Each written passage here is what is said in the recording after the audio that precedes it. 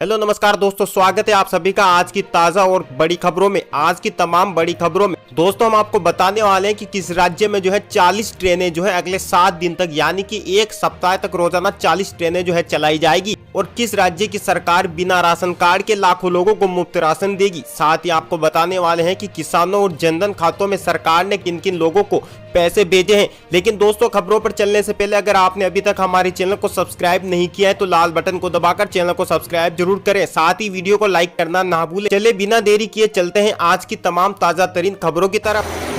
प्रवासी मजदूरों को घर भेजने के लिए इस राज्य से एक हफ्ते तक रोजाना चलेगी 40 स्पेशल ट्रेनें। जी दोस्तों आपको बता दें, बड़ी खबर आ रही है। कोरोना महामारी की वजह से देश में हुए लॉकडाउन ने सबसे ज्यादा फजीयत मजदूरों और कामगारों की कर दी है। देश के अलग अलग राज्यों में हजारों मजदूर फंसे हुए हैं, वे अपने घर लौटने का इंतजार कर रहे हैं। कई मजदूरों को तो लॉकडाउन की वजह से 2 वक्त की रोटी भी नसीब नहीं हो सकी है। ऐसे में हजारों मजदूरों ने तो पैदल ही अपने घर का सफर शुरू कर दिया है। मजदूरों के मुश्किल हालातों को देखते हुए अब जाकर केंद्र सरकार ने राज्यों की आपसी सहमति से मजदूरों को घर पहुंचाए जाने की राह आसान की है। कुछ वक्त पहले सरकार द्वारा 6 स्पेशल श्रमिक ट्रेनें चलाई गई थी। अब तेलंगाना राज्य ने अपने यहां फंसे मजदूरों की चिंता करते हुए उनके लिए एक हफ्ते तक रोजाना 40 स्पेशल ट्रेनें चलाने का निर्णय लिया है।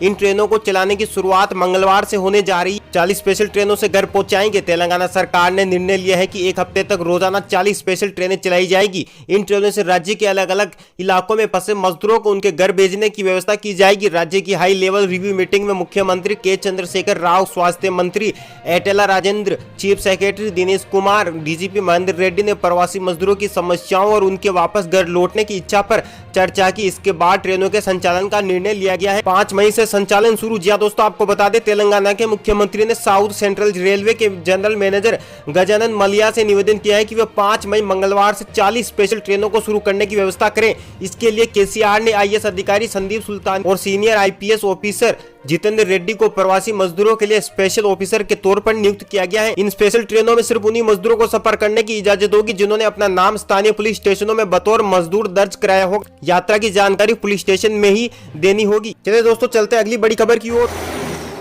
देश भर में कुल संक्रमितों की संख्या 42,836 हुई। अब तक 1,389 मौतें। जी दोस्तों आपको बता दें, देश भर में कोरोना वायरस से संक्रमित मरीजों की संख्या में लगातार बढ़ोतरी हो रही है। केंद्रीय स्वास्थ्य और परिवार कल्याण मंत्रालय की ओर से जारी आंकड़ों के मुताबिक पिछले 24 घंटे में 2,573 नए मामले सामने आए हैं और 83 लोगों की मौत हुई है। इसके बाद देश भर में कोरोना पॉजिटिव मामलों की कुल संख्या 42,836 हो गई है, जिसमें 29,685 सक्रिय है। अब तक 11,762 लोग स्वस्थ हो चुके हैं या उन अस्पताल से छुट्टी दे दी गई है और 1,389 लोगों की मौत हो चुकी है। वहीं आपको बता दें, महाराष्ट्र में 771 नए मामले आए, 35 लोगों की हुई मौत। महाराष्ट्र में 771 नए मामले सामने आए हैं और 35 लोगों की मौत हो गई। इसी के साथ राज्य में कुल मामलों की संख्या 14,541 हो गई। कोरोना वायरस के कारण राज्य में अब तक 583 लोगों की मौत हो चुकी है। चलिए दोस्तों चलते हैं अगली बड़ी खबर की ओर।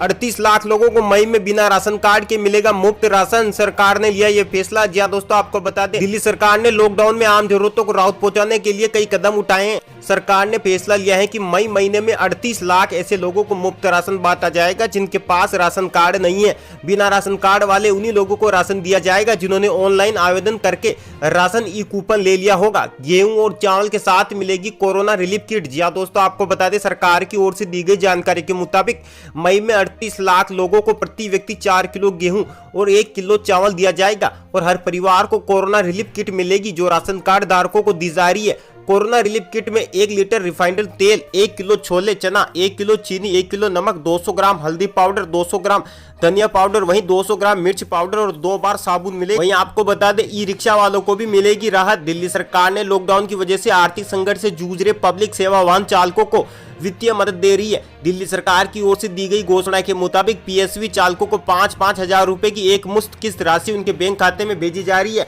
सरकार ने ऐलान किया है कि अब ऐसे ई रिक्शा चालक और पैरा ट्रांजिट वाहनों के चालक जिनके पास पीएसवी बेज नहीं है उन्हें भी 5,000 रुपए की एक मुश्त सहायता राशि दी जाएगी। सहायता राशि के लिए ई रिक्शा का रजिस्ट्रेशन दिल्ली में होना अनिवार्य है। चलिए दोस्तों चलते हैं अगली बड़ी खबर की ओर।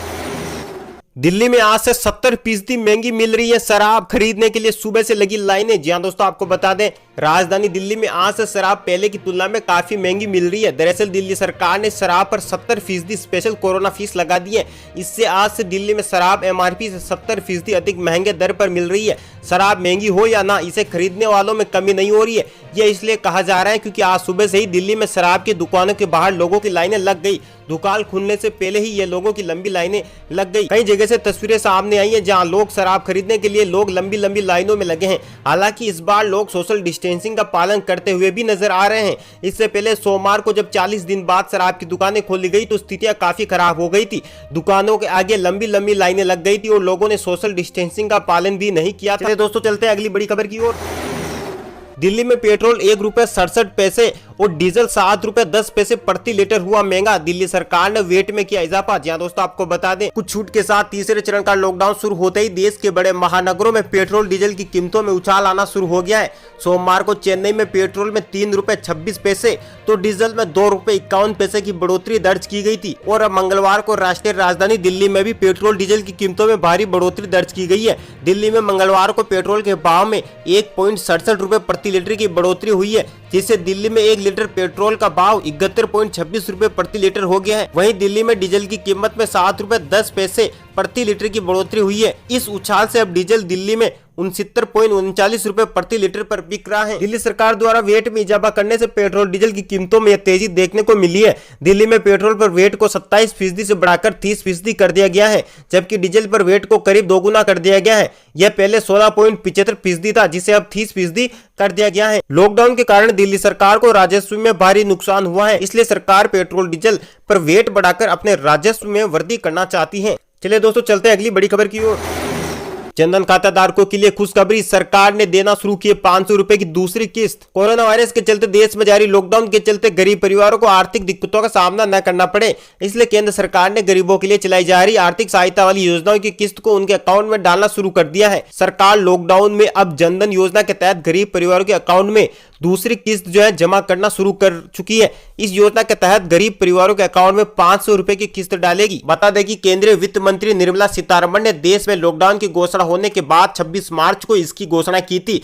अब जब गरीबों तक इसकी सूचना मिली है तो सरकार को कोरोना वायरस से बचाव के लिए जारी लॉकडाउन के नियमों के टूटने का भी डर है। बैंकों की शाखाओं में लोगों की भीड़ इकट्ठी ना हो और सोशल डिस्टेंसिंग की धज्जियां न उड़े, इस बात को ध्यान में रखते हुए एक समय सारणी विकसित की गई, जिसके तहत जनधन खाता धारक अपने बैंक अकाउंट से रुपए निकाल सकेंगे। चलिए दोस्तों चलते हैं अगली बड़ी खबर की ओर।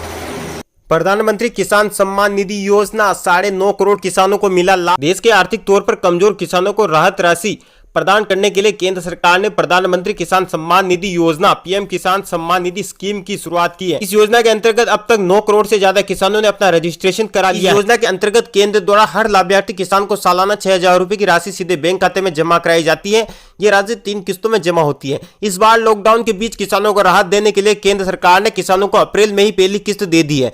यह राशि 9.5 करोड़ किसानों के बैंक खाते में जमा हो चुकी है। सरकार का लक्ष्य इस योजना के अंतर्गत देश के 14.5 करोड़ आर्थिक तौर पर कमजोर किसानों को लाभ पहुंचाना है। 9.5 करोड़ किसानों को मिल चुका है फायदा। जी हां दोस्तों, आपको बता दें प्रधानमंत्री किसान सम्मान निधि के अंतर्गत मोदी सरकार ने पहली किस्त की 2,000 रुपए की राशि देश के 9,59,35,000 से ज्यादा किसानों के खाते में जमा करा दी है। हर साल सरकार द्वारा 6,000 रुपए की सालाना राशि किसानों के खाते में जमा की जाती है।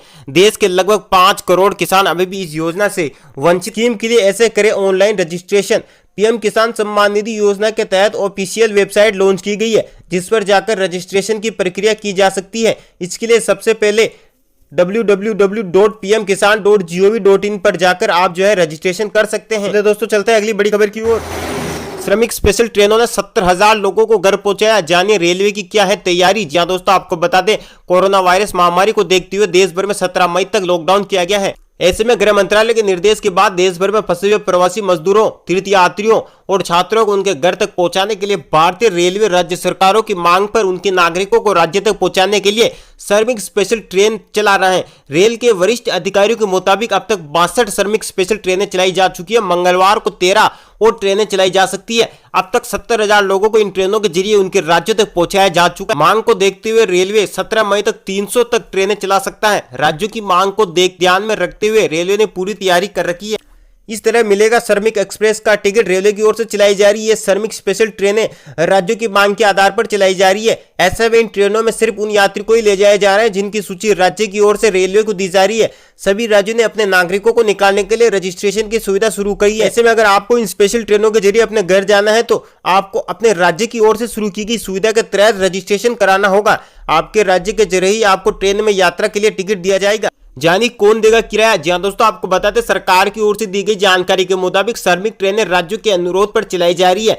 भारत सरकार की ओर से स्पेशल ट्रेनों में श्रमिकों से किराया वसूलने की कोई बात नहीं की गई है। सरकार की ओर से दी गई जानकारी के मुताबिक ट्रेनों में 85% किराया भारतीय रेलवे और 15% राज्य सरकार की ओर से दिया जाए। तो ये थी दोस्तों देश और दुनिया की आज की तमाम ताजा और बड़ी खबरें। दोस्तों उम्मीद है आपको खबरें पसंद आई होगी। दोस्तों अगर आपकी कोई भी राय है तो आप कमेंट में जरूर लिख सकते हैं, जिसका हम कोशिश करेंगे आपको जवाब देने की।